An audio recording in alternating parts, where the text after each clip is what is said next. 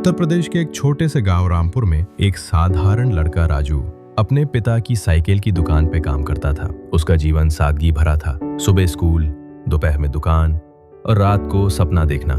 सपना इंजीनियर बनकर बड़े शहर की ऊंचाइयों को छूना। लेकिन जहाँ सपने ऊंचे हों वहाँ जमीन भी उतनी ही कठिन होती है। राजू का परिवार आर्थिक तंगी से जूझ रहा था। पिता दिन भर मेहनत करते और माँ छोटे छोटे कामों से घर चलाती। एक दिन गांव के स्कूल में एक मेहमान आए, एक IIT पास आउट। उन्होंने छात्रों को बताया कि कैसे छोटे गांवों से निकलकर भी बच्चे देश के सबसे बड़े इंजीनियर बन सकते हैं। राजू के अंदर कुछ जाग गया। उसने उसी दिन तय किया, मैं IIT में जाऊंगा। शाम को जब राजू ने अपने पिता से अपना सपना साझा किया तो पिता मुस्कुराए, लेकिन हकीकत से भी वाकिफ थे। बेटा, सपना अच्छा है, पर तैयारी के लिए कोचिंग चाहिए, किताबें चाहिए, ये सब हमारे बस में नहीं। राजू की आंखों में आंसू थे, पर उसने हार नहीं मानी।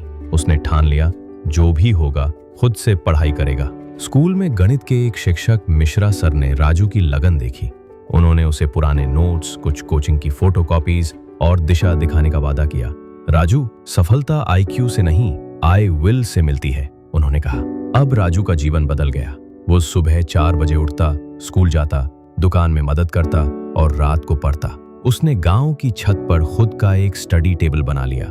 गर्मी हो या ठंड, बारिश हो या धूप, राजू अपने सपने की ओर लगातार बढ़ता रहा। परीक्षाएं, सहयोगी और राजू के रास्ते में कई मुश्किलें आईं। कभी लाइट चली जाती, कभी किताबें फट जाती, कभी मन उदास होता। कुछ लोग उसका मजाक उड़ाते, कहते, गांव का छोड़ा IIT जाएगा, हंसी मत दिला। लेकिन वहीं कुछ दोस्त भी बने। शर्मिला, जो उसके लिए चाय बना देती, और रंजीत, जो अपने मोबाइल से वीडियो लेक्चर दिखाता। IIT प्रवेश परीक्षा अब नजदीक थी। पूरे गांव की नजर अब राजू पर थी। वो दिन रात एक कर चुका था, पर जिस दिन एडमिट कार्ड आया उसके पिता बीमार हो गए।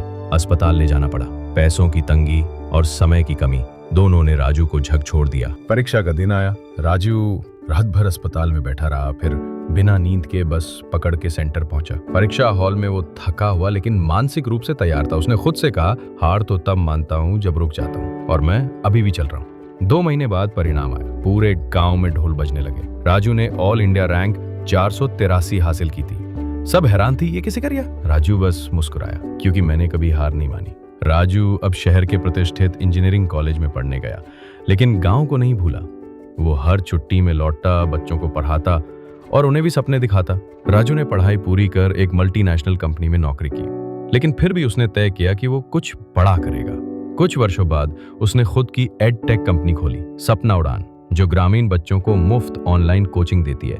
अब राजू के गांव रामपुर में हर बच्चा कहता है, मैं भी राजू भैया जैसा बनूंगा। जहां पहले किताबें दुर्लभ थीं, अब हर घर में इंटरनेट से जुड़े टैबलेट हैं। गांव की गलियों में अब सपनों की गूंज है। राजू की कहानी यही सिखाती है, हार मत मानो। सपने अगर सच्चे हों तो रास्ते अपने आप बन जाते हैं। सपनों की उड़ान में मुश्किलें तो आएंगी, पर जो रुक गया वो गिर गया, और जो चलता रहा वो एक दिन आसमान छू ही लेता है।